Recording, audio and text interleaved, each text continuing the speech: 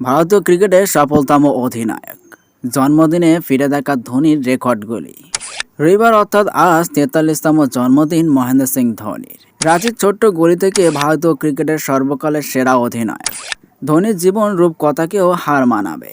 2004 সালে 23শে ডিসেম্বর বাংলাদেশের চট্টগ্রামে অভিষেক হয়েছিল লম্বা চুলের এক তরুণ উইকেটরক্ষক ব্যাটসম্যানের।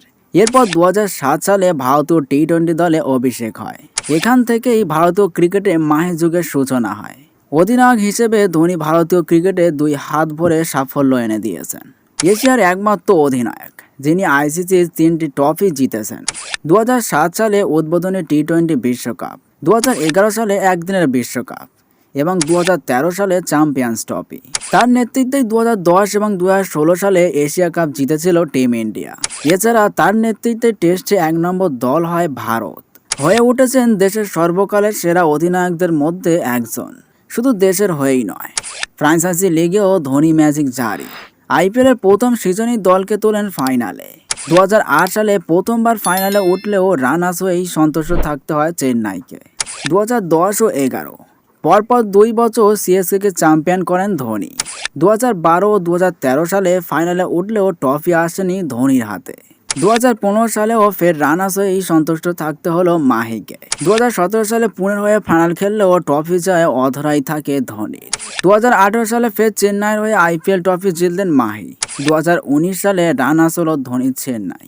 2021 সালে চতুর্থবার কেকেআরকে হারিয়ে আইপিএল ট্রফি ধোনির হাতে। 2023 সালে পঞ্চমবারের জন্য আইপিএল খেতাব জেতেন। এছাড়াও জিতেছেন 2বার চ্যাম্পিয়ন্স লিগ টি-20। আইপিএল এবং আন্তর্জাতিক ক্রিকেটে সবথেকে বেশি স্ট্যাম্প করার রেকর্ড ধোনিরই দখলে। একদিনের ক্রম তালিকায় সবথেকে দ্রুত 1 নম্বর স্থানে পৌঁছে যান তিনি।